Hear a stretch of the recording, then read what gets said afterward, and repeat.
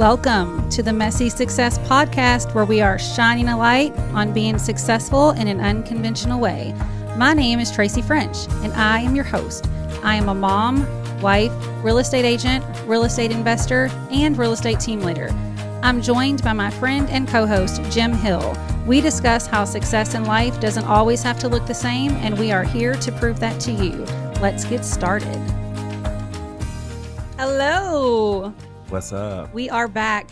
Messy Success with Tracy French and friends. Plural, because there's more than one of us in here. And? We would like to introduce to the show, Mr. No, I had faith in you. Before we started, I was like, I'm going to say with Tracy French and friends. And then I know that Jim is going to come in and say, and I'm Jim, one of the friends. And you let me down. Well, let's try it again, and we can edit this out. No, we're not editing, but you can still go ahead. And I'm Jim, one of the friends. Thank you. You are welcome. Welcome to the show, my friend, drum roll, Teresa Wallace. Hi there. Hi. So I'll give her a little bit of an introduction. She is a powerhouse realtor, and she's now with Remax Premier Properties. Woot woot. So, woot woot. I actually met Teresa. I don't know how long ago it was. It's been a while though. I think you had just gotten your license, and we were at Big Springs Country Club. I was speaking on a panel for Women's Council of Realtors, and you came up to me and you made my day, and you were like, you said some nice things to me, and it was so sweet. And like you had just gotten your license at that point, correct? Yeah, I'd had it for a little while, but like I'd had it long enough that I knew who Tracy French was. Oh, there she goes again. So one thing that, first of all, you and I, you know, we are very, very different as far as how we operate our businesses. And I think that's going to be fun to have you on today, because those of you that don't know, I kind of wish like sitting right there was kind of convenient, because it's like now I have to do this and this. Sorry, the people. Just a little podcast aerobics for you. Get that core workout today. So Teresa is I guess, would you call it type A? Like, oh yeah, personality. Yeah. She is a planner, and everything has to have like, she's just very structured, which is amazing. And we all know I am the complete opposite of that. So I think that, but we get along so well. And I think that like, I wish that I could take a little bit of her structuredness and put it into my business. But I don't have the capacity. I just can't do it. It's just, I'm not wired that way, but you are, and you're so organized. And so, I can be very organized, but I'm not as like you're making me sound like way better than I actually am. Because I can be messy too. But yes, I do. I like plans. Planning makes me feel I start running and then I don't stop until like I run into a wall or something. So I have to have a plan in place. I'm sure that doesn't feel well. No, it doesn't. It hurts. But, you know, I have to have a plan in place so that I can make sure to execute those things. Because if not, I'll just keep running and I'll forget to do it. Yeah. Kind of like this morning. Yes. So she texted me this morning, because we were supposed to do the podcast a couple of days ago, and then we had a scheduling conflict come up with Jim. Yeah, it was my fault. Thanks, Jim. You're welcome. Rescheduled. But you all have heard me say so many times that if it's not in my calendar, it's not happening, and there's a good chance I'm not showing up. And that's how, so you must be the same way, because she forgot to move the calendar entry, I guess, from there. And then I guess she kind of remembered. Thankfully, you remembered though. Yes. But I am like that too. If it's not in my calendar, then no chance. Yeah, it has to be. And I have like an app, you know, a list app that I put anything I need to do in there. So it's like if I have a phone call or I have something coming in, I just always go straight to that app and put it in there, because if not, I'll forget to do it. Yeah. I have notes down here. I wanted to know, before we get on to, I wanted to pull you in on our regular topic for today, and we'll get to it in just a second. But I don't know that I ever asked you, or if I did, I apologize. I don't remember. Why did you choose to leave your former career?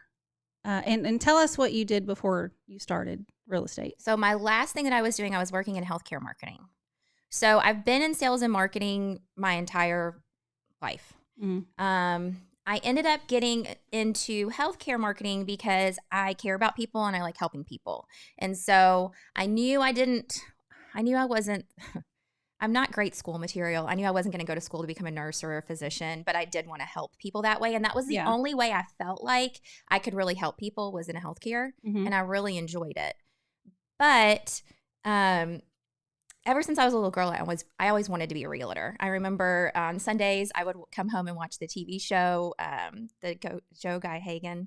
I don't know. Did you ever see that? I didn't know he had a TV show. So it wasn't really a TV show. It was like it was like the ads that would come up on TV and tell you like how much the house was. Oh, and, yeah.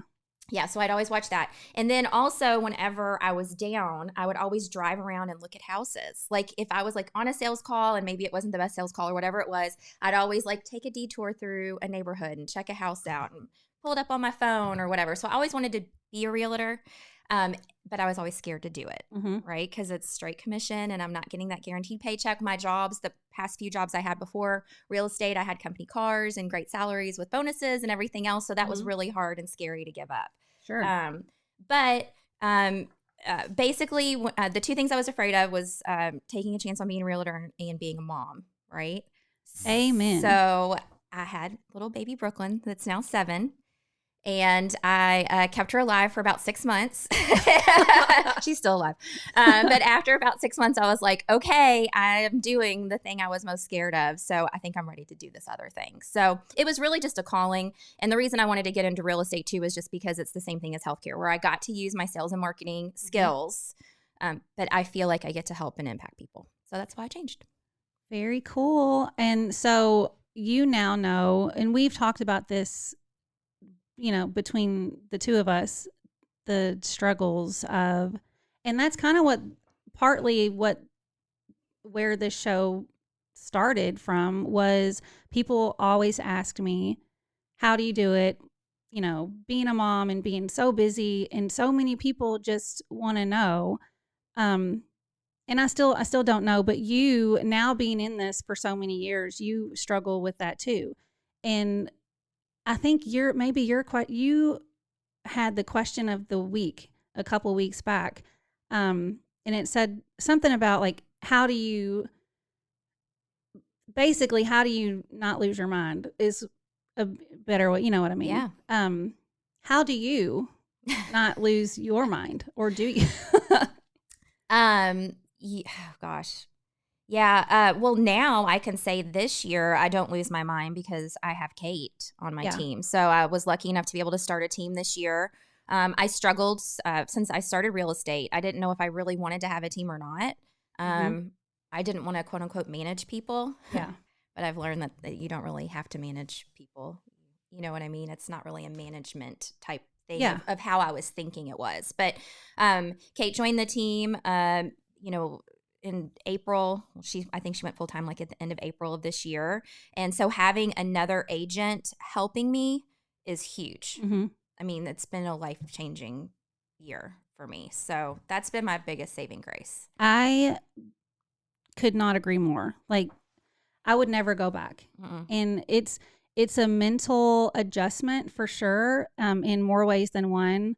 But I don't know that I could ever go back to being on my own. And I mean, probably that's the great thing about our job, is we could be 75 years old and still actively working. So I don't plan on doing things at this level with the team then, but I completely agree with, it's so quiet over there, Jim. Well, you guys were just having a great conversation. And no, it's funny because how do you make it work? So like, it's interesting. So one of the main things we want to talk about today is, what are the things that matter and what are the things that don't, and kind of how that relates to like professionalism. So, obviously a level of professionalism in this business, it's highly important, but how do we do things? How do we make it work? And I think the easy way, well, not the easy way, the way that we have to do that, I think the way that we have to figure out, you know, again, what I said, what are the things that matter and what are the things that don't. So, you know, when you hear the word professionalism, Teresa, what is it that, what do you think when you hear that word?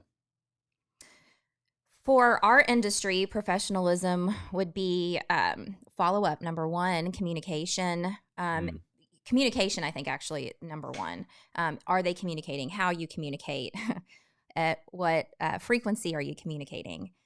Because this business, I mean, it's negotiations, but it's also lining dates up to make sure that our buyers or sellers aren't sitting there with a moving truck and we all thought we had a date we were going to close on. Right. You know, so I think communication is number one. Yeah, I had that actually happen in a deal the other day. Well, not the other day. It was like a while back. Like everything was agreed to. The move out time was agreed to. I go over to meet my clients to help them get into the home, give them the keys. They're sitting there with literally a pickup truck full of stuff, and the moving truck's still sitting in the driveway, and the folks moving out are nowhere near being out. And we're like already past agreed time. Yeah. I'm like, I've been there what too. Do we do? I actually had a situation where I screwed up big time. There was, I don't believe you. I totally screwed up. And that's a good point for me to make, because you, especially being on my team, like everyone looks to us like we make it seem like we have everything all together and that we don't make mistakes. No, we do make mistakes, but we learned from them, and we hope to lead you properly to where you don't make the same mistakes that we did. But I wasn't a rookie. I mean, this was years ago, but it's not like I had just started, and I will never forget it. We got to the closing table, and somehow I completely skipped over the fact that I represented the seller. The buyer requested 2 days delayed possession, and I didn't even see it. I did not even see it. Therefore, my seller did not see it. Yeah. We had wait, I'm sorry. I had the buyer. The seller countered back, and in that counter requested the delayed possession somewhere, and I completely missed it. So we get to the closing. We're at the closing table, and my clients said, okay, you know, when can, you know, you got keys? And the sellers are like, yeah, we'll give them to you Sunday at 2 or whatever it was. And my freaking heart just dropped. And I'm like, you've got to, I'm like, but I was like, okay, damage control. What do? My client and I walk out in the hallway, and I'm like, this is on me. I'm so sorry. I'm paying for a moving truck, and I'm going to pay for movers to come in there, pack up all your stuff, put it in the, you know, like, let me fix it. Yeah. And thankfully, they were so appreciative. And I remember him saying at that point, the fact that you owned it and you're doing what you can to make it right means everything. Yes. Like, and wasn't trying to backpedal out of it. And, well, I told you and you didn't, like, but to this day, like, but you better believe I will never let that happen again. Oh, yeah. Never am I going to miss anything like that again, because $1,000 later. Yeah. Yeah, right. It's funny. But, well, not funny, but that, I feel like that is professionalism. Yes. Also is being able to own when you messed up. Absolutely. And doing whatever you can to fix it, not putting blame on anyone, completely taking ownership and being the bigger person and making it right however you can. So that reminds me of a funny story that Glenda Baker, that high-powered agent in Atlanta. I love her Instagram. Okay. She's so good. Yeah. So small detour here. She told a story. It was either a story that she posted on her Instagram or a reel, or she told it at Tom Ferry in Dallas. She sold the wrong house. She sold the wrong house. Yes, yeah. That was so good. So she closes this deal, and she's driving, I guess down there, they drive the people over to the house after the fact. And there were 2 houses for sale on the same street, and she had shown both to the client. When she wrote the offer, they got it accepted. She wrote it for the wrong house, but she didn't realize it until after they had closed, the whole nine. She drives by, and I guess the client is with her, and says, hey, there's the house. She's like, no, it's not. It's down here. And they pull in. He's like, no, and she was like, the funniest thing, she says she whips into like this complete, she's like, absolutely not. This is the much better house, the much better lot. You didn't want to be down there anyways. And evidently the client was like, you know what, you're right. And so she said, I thought I was going to go to real estate jail or something like that. It was fun. Yeah, that's got to be the craziest story I've heard as far as that goes. Absolutely. Sorry, I was taking a sip of my Chick-fil-A coffee. Shout out to Christian Chicken out there, Not looking for a sponsorship, but it is what it is. Speaking of Chick-fil-A, can I give a shout out to my friend down in Alabama who has a grand opening today for her brand new Chick-fil-A store? Her name's Lois Ann, somebody I used to work with back in the day. Sorry, that just, I know, has nothing to do. Congratulations, Lois. Lois Ann. Lois, do not call her Lois. I did that one time and she let me have it. Sweetest, nicest lady, but she doesn't like just Lois. Don't get she her wants name to be wrong. Lois Ann. So Lois Ann, congratulations down in Alabama for your new Chick-fil-A today. It is my pleasure to make this statement, but I hope to come and see you down there one day. Anyways, back on topic. So, as far as like, I think it's great to know what we think when we hear the word professionalism, but one step further from that, what are some common expectations about professionalism? Like, what does that look like? What do you think the common expectations are? I want to backtrack though. Did you say what you thought professionalism was? You know what? I did not. Sorry to derail. I'm just curious. It's to what we said. No, I can expand on this a little bit. So professionalism, I think, it's interesting not to just, put a ditto to everything that you guys said, but, again, communication, owning it, it's funny because there's been, in this first year of my career here in real estate, I have made many a scary phone call to, the queen here, Tracy. And I'm like, Tracy, I messed up. And I'm like, and she's like, no, we can fix this. But it's funny, you said something that you've said to me, the times that I've made mistakes. She said, I bet you won't do it again.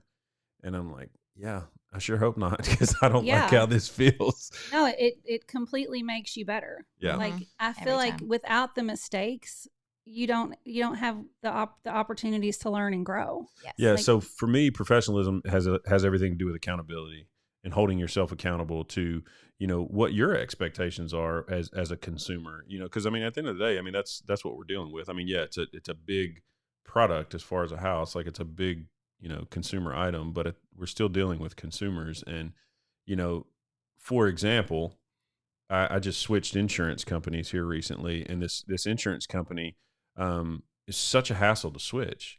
So I've been with them for about 2 weeks, and I'm switching again because, to me, the level of professionalism that they've held with me as their new customer, nickel and diming me for certain fees, telling me that my security system was not covered fire when it clearly says it does on the certificate, charging me $13 more. I'm like, it's only $13. That's one coffee at Starbucks, but but still, to me, it's principle. So anyways, accountability is really, I think those two things go hand in hand. So what about, I feel like I'm probably the person to better address the next point. And that is, what's the word I'm looking for? I guess, what people assume should be considered as professionalism that doesn't necessarily, is not necessarily, I'm terrible with words. Are you saying like in our industry, like people assume certain things are professionalism, like showing up in a suit? Yeah. Man, you're good. Yeah, that's exactly what Teresa Wallace for the win. My girl. Yeah. So I think I've talked about this on the podcast a few episodes ago, where I went to a rookie meeting at GLAR, and if you're not in our market, GLAR is our Greater Louisville Association of Realtors board. And I remember the teacher. Sounds like Pirates and GLAR. I will never think of it the same again. We got a bunch of pirate realtors here in Louisville. GLAR. You are such a mess. But successful. You see what I did there? I'll be here all day, ladies and gentlemen. The teacher specifically made it a point to say, if you're going to show houses, don't ever let there be any confusion of who the realtor is. And I couldn't disagree more. And I feel like if I've talked about this before, I'm sorry, but it's perfect with today's topic, is that I don't necessarily think that because I don't dress up or dress to the nine every time I go to show a house, definitely doesn't mean that I'm not professional. I think it's all about the way you carry yourself, the way that you present yourself, the way you speak, knowing your industry. I think the fact if I show up in jeans and a t-shirt and a hat shouldn't be a determining factor of if someone perceives me as professional or not. And I know that there are going to be people that disagree with that. And that's okay. That's okay. But I don't necessarily think that should. Now, obviously, people who know me or know you and successful people in this industry, they know. But I don't know. I guess I can see the point if you have never met me before, don't know anything about me. In those cases, I do actually show up looking. Yeah. But then once they see me once, they probably don't see me like that very many more times. What do you think? Do you think that you necessarily, I mean, I think you agree with me because obviously you're on my team and right. Well, I mean, there's some things you do I don't agree with, but we can talk about that another time. I'm totally kidding. That's okay. No, That's okay. I'm the same way. Like, I mean, you know, I think there's a way that you can present yourself as professional and you don't have to wear, you know, some, you know, Tom Ford suit or something like that. Like for me, I'm not spending that kind of money on a suit anyways, but I mean, I think again, because a lot of these people, for me in particular, I have no idea what they look like and they have no idea what I look like prior to showing up to the showing, unless they've taken the time to scroll to the bottom of an email where my picture is.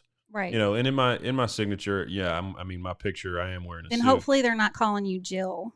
Yeah, that does happen. That does happen. I get called Jill all the time. It's funny. I'm like, well, I'm a man, but thank you. So shout out to all the men out there named Jill. No offense, whatever. But you know, I think professionalism and the look of professionalism that you might be going for can be set prior to showing up at the showing. And that's based on your level of communication that we've already talked about, the follow-up, responding to their questions that they may have asked, sending them things about the home that they're inquiring about that we're going to go see that they may not have even asked about. You know, I try very hard every time I get a showing, even without being asked by the client, to go ahead and send like seller disclosures. Just say, and then just let them know, hey, we're going to go look at this house today. You know, at the time, here's the seller disclosures, you know, for your review, just in case.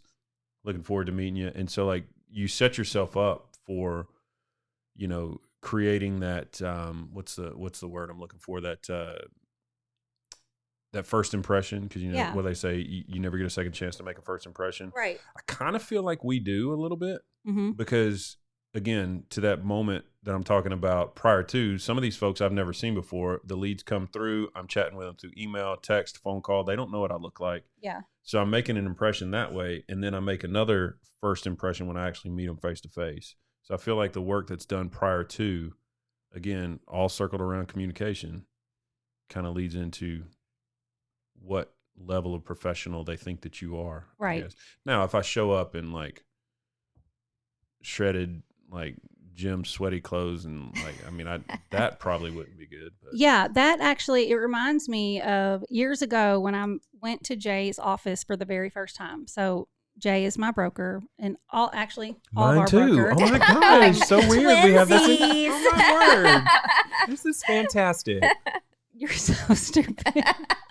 I'm just kidding. I remember I went to his office and I know I had on like some athletic pants, like a athletic type shirt and a ball hat with my hair in a ponytail. So what you were telling him is you're athletic. Yeah. All right. Yeah. I'm with you. But I remember saying, because I don't know if mean, we had closings together and things like that, but I remember saying to him something like, you know, sorry if I'm like apologizing that I'm not dressed up or whatever. And he was like, no, it's totally fine. And I remember he told me that at least this is like, you're intentional with this.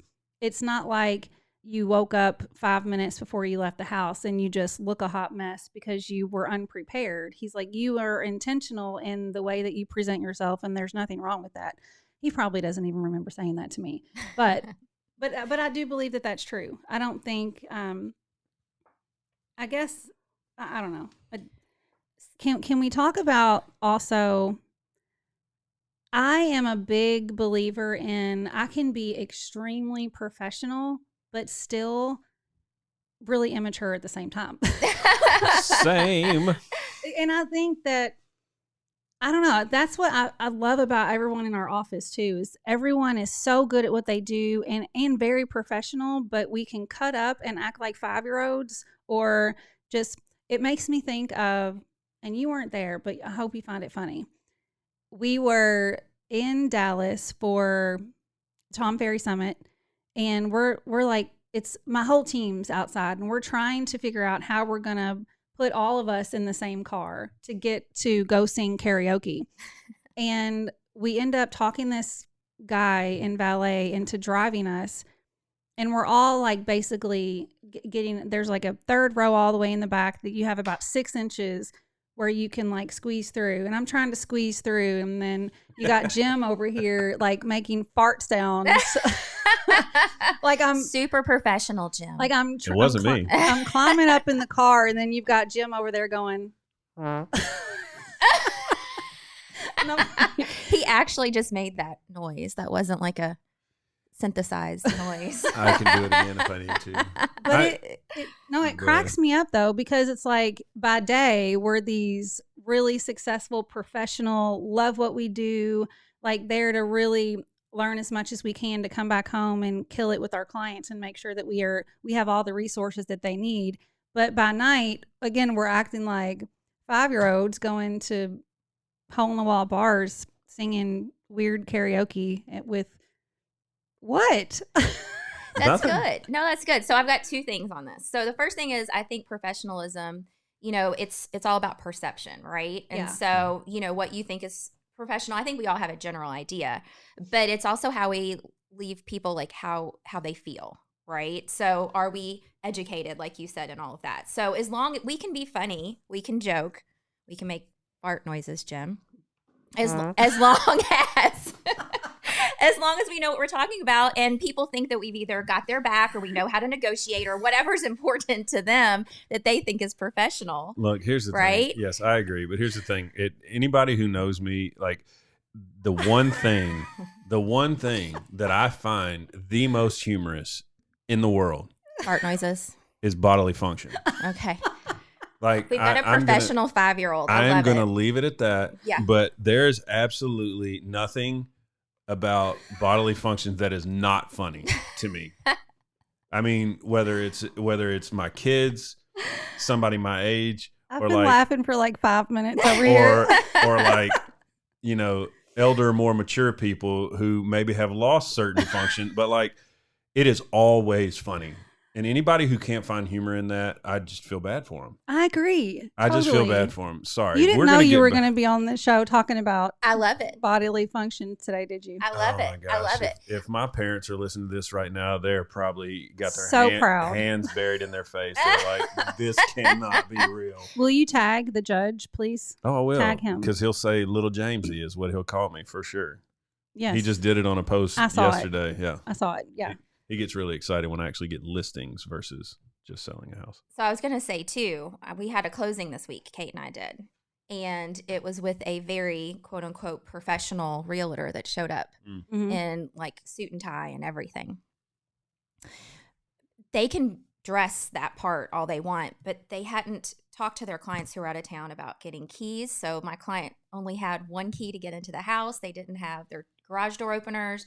They had still stuff in the house whenever we did the final walkthrough. So, wow. Again, perception. I feel like their perception was, I'm in a suit. I am Therefore, professional. I am.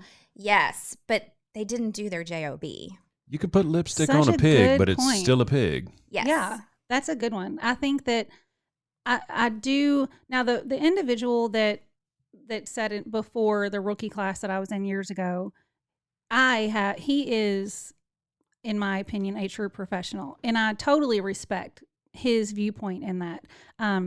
He's not one who is a imposter, I guess, as you would say. But that's a really good point, because dressing the part, if you can't back it up with all of the other things that matter, I guarantee you that.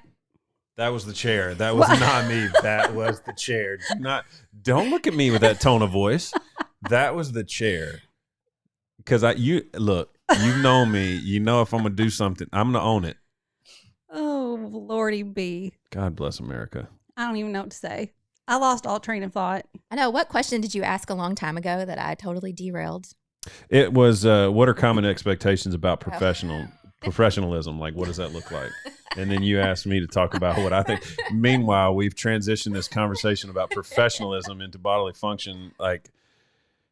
So yeah, it comes in all shapes and sizes, and professionalism, that is. And yeah, so I don't know if we can come back from here. That's what she said. God bless America. This one. Yes. And your least listened to episode is about professionalism.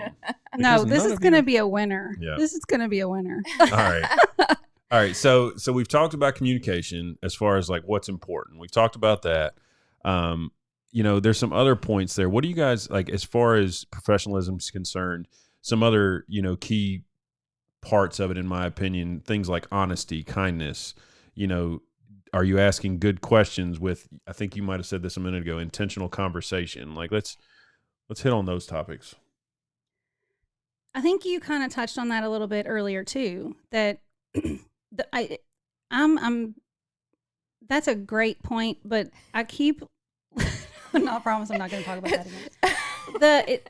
Something in here in our notes about the car, the house, the spouse. I think that I can speak to that. I remember for the first a few years in this business, I drove around in a red, what was that little red car? My son, Nissan Sentra. And I drove that around for a while. And then my son was about to turn 16, so I was going to pass it down to him for his birthday. And so I went and I bought a Range Rover. Big upgrade, right? Oh, dang. Yeah. But honestly, I maybe it was me, but I remember making the comment that whenever I started driving that Range Rover, whether I was going to a showing or pulling into a gas station, I felt like people looked at me differently, not in a positive way. Huh. That's so funny you say that. Evan said something to me about that with my vehicle. Yeah. Yeah. And I don't like, what do you mean not in a pod? Like they looked at you like, eh. Yeah. Like I guess in the little Nissan Sentra, it was like, it's just another red Nissan Sentra on the road that nobody, but the black Range Rover bougie immediately got attention. And again, like I felt like almost I don't know. I didn't feel it as a positive for some reason. And it could, like, maybe it was just me. But I don't know. No, I know exactly what you're talking about. Cause again, I had the same thing happen to me. So Evan said to me, cause we were talking about cars. Like I love my car. I had wanted one of what I have for probably a decade. And, and then I finally got it, got to a place in life where I could afford it. Mind you, I don't have any remorse for it. If somebody wants to look at me different for my vehicle, that I feel like that's on them, but to your point, I know exactly what you're talking about. So Evan had said to me, he said, just wait for it. Somebody's going to judge you one day because of your car. And I'm like, well, why? And he said, it's a nice car. And I was like, okay. So, and it took a few more months after that. And then I was dealing, I remember. You remember this? I was dealing with this one client, this one buyer client, and he was looking for investment property, a multi-unit investment property. And we were going back and forth, and I was trying to get all his questions answered and all the things. And then one day, I guess he decided he was going to cease looking for investment property. So I was like, well, no problem. I said, I can help you out no matter what, whenever you're ready. He was like, well, I just, I'm not interested in working with anybody. I'm going to do this on my own. He wanted to go at it alone. And I'm like, I said to him at the time, I said, my services to you are, I don't think I used the words free of charge. I said, but you don't have to worry about that. And then he looks at me and he said, I know I'm paying you. He said, that Escalade of yours ain't cheap. Those aren't free. And I was like, dig, ouch. I was like, what does my car have to do with anything? So then I remember going back to Evan and I was telling him, he was like, see, I told you. Yeah. He's looking at you differently because I don't know. I don't even remember what the guy drove up in, but Evan was like, see, you probably drove up in a much nicer car than him. And he didn't want to, some people out there do not like to fund other people's toys is what he said. And I was just like, well, that's weird. It's hard though, because I've had some agents tell me never drive a nicer car than your clients. And then I've had other clients or other agents tell me you need to drive a nice car in order to be perceived as successful. So it's like you're never going to make everybody's not going to be happy, or everybody's not going to be accepting of that. It's hard. Yeah, I have been told the same thing, and it depends on who's saying it. I've been told by many people exactly what you just said. Be careful. Don't go get a luxury, flashy car, because the people that you pull up, they're going to look at you like, but then I don't really do a whole lot of luxury homes, and I think it might be because I'm kind of messy and I don't know. That might be a little bit of why. But then some people said maybe you should drive a fancier car so that you appeal more to that market. And I'm like, well, I don't want to appeal to, I want to drive a car because I like it, not because I'm going to please one or the other in any kind of way. But I just know, and I guess, honestly, I think it probably, if I were to dress more professional, I probably would, maybe I would get, I don't know if I would get treated differently, or I don't think that I would, but it's kind of. But don't you think that part of your messy success is that you're real and you are who you are, and that people like that and they trust that, and because they trust that, then they're going to trust you to do a good job? I 100% agree with you. And it's funny that you say that, because that's kind of how the last thing on our little guide here was, how has this turned into messy success? And that's exactly what I was going to say, is I think that me being the way that I am is part of what got me to the point where I am. Is because I am, so many times I pull in the driveway and I'm meeting a client I've never met before, and I am dressed like me, and it makes them more comfortable. They don't feel like I'm trying to be above them, or I'm on their level. Yeah. You know what I mean? And I think that is not always, but my client base appreciates that. That we're all the same here. We're both going to show up in our jeans or whatever, and it's going to be okay. And if you want to show up in your fancy clothes, that's okay too. Yeah. But I do agree with you completely. I don't know that I would. I don't know if I would. Well, I don't know. I guess this is the only way that I ever would have done things, so I would probably never know. But I do think that is key to, what has gotten me where I am today. Yeah. Well, you've got believers out there. We got one client down in E-Town who's a true believer now, in his own words. Oh, he is. Yeah. This is funny because as soon as you said you have one believer, I immediately started thinking of your karaoke song. Isn't there a part in there that goes, I believe, I believe, I believe? No, it's I believe in a thing called love. Yeah. See, I knew it. Have you seen that video yet? No. Do I need to? You so need to. Okay. And if you are going to R4, hopefully you'll see it live in person. Oh, if I do it in Vegas, yikes. Those are some serious karaoke clubs out there. So what do you think now that you have joined what do we call it? What should we call our office?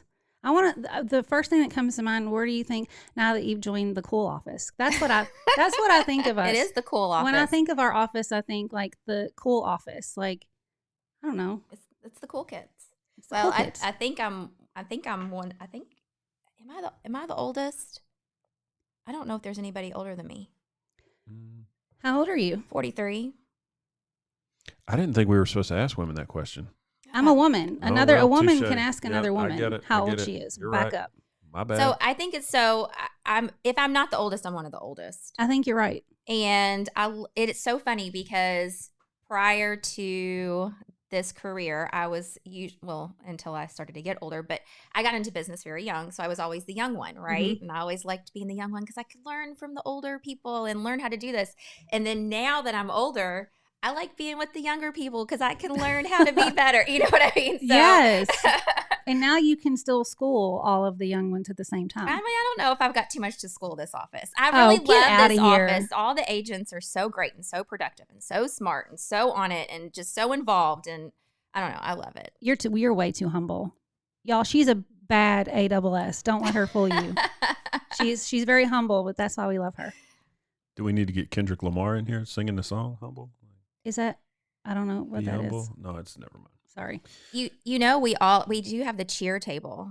Yes. Oh, I wanted to talk about that. Do have the cheer so table. I used to be a cheerleader, and same. My Twinsies. So my daughter is now in competitive cheer. Jim was in competitive cheer, collegiate cheer, national champion, and Teresa was also a cheerleader. And now my daughter's in cheer, and I'm a cheer coach now for little 6 and 7 year olds. But amazing. Isn't there one other thing that Teresa used to do?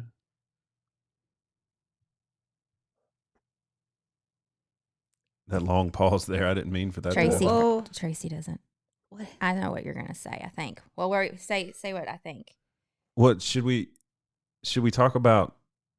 Maybe roller derby or something? Yes. Oh, thank you. See, I can kick your butt and I can cheer you on. Yes.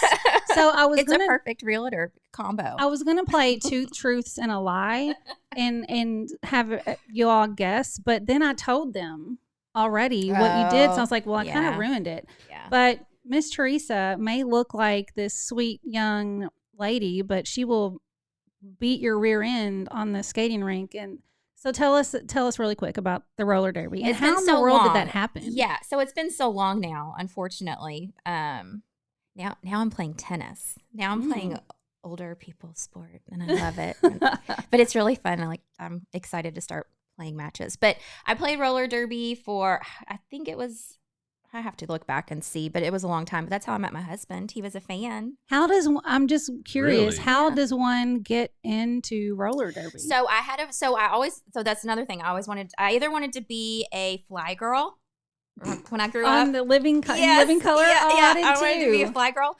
Or I wanted to play roller derby because I always roller skated. My dad owned a restaurant across the street from Champs. When I was growing up, I went roller skating like every day.